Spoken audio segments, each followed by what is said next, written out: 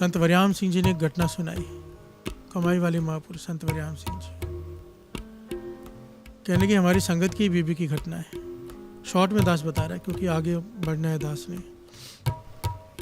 उसकी मृत्यु होगी, वो जीवित हो गई। प्यार से बोलिए धन गुरु नानक। मर गई। जब उसे जलाने लगे तो उठ के बैठ गई। घर में कहने लगे, जब हमने सुना तो हम भी मिलने गए उसको कि क्या हुआ तेरे साथ, कुछ याद है? तो उसने बताई सारी घटना कि मैंने वही जो दास ने कई बार बताई है, सारी घटना सेम टू सेम उसने बताई।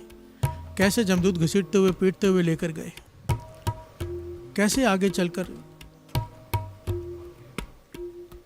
उसके साथ क्या हुआ। नदी आई जिसमें कहा कि अब जा तैर के आगे, तो वहाँ पर एक सफ़ेद कपड़े पहने एक बीबी आई जिसने मुझे पार कराया वो नदी। तो मैंने जब उसका धन्यवाद किया तो कहने के धन्यवाद मत करो, मैं तुम्हारा की हुई वो दया का एक क्षण हूँ। प्यार से बोलिए धन गुरु नानक।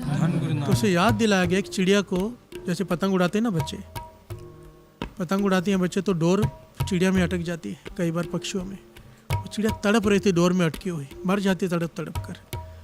और कहने लगा मुझे तरस आ गया, मैंने उसे मेहनत करके बड़ी मुश्किल से ऊपर चढ़ के उसे गुंजल से निकाल के उसे छुड़ाया, उसका इलाज किया और उसे उड़ा दिया। वो औरत कहने लगी मैं तुम्हारा किया हुआ वो पुण्य हूँ जिसने तुम्हें ये नदी पार करा दी, बाकी आगे का तुम देखो।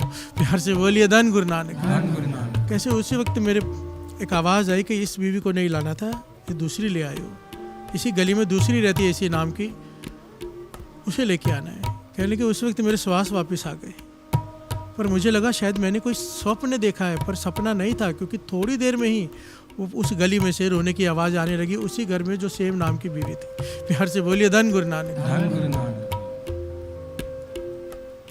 महापुरुष तो कहा करते थे उसके घर में थोड़ा ये सब मिस्टेक्स होती है, जिस तरह से लोग बताते हैं। वहाँ का कंप्यूटर थोड़ा ख़राब हो जाता है गुरु नानक के घर का, निरंकार का। पर हम जैसे मूर्खों को समझाने के लिए ना निरंकार कभी कभी इस प्रकार के चमत्कार करता है। प्यार से बोलिए धन गुरु नानक। एक चिड़िया पर किया हुआ तरस उसे मरने के बाद भी काम आया। प्यार से बोलिए धन गुरु नानक।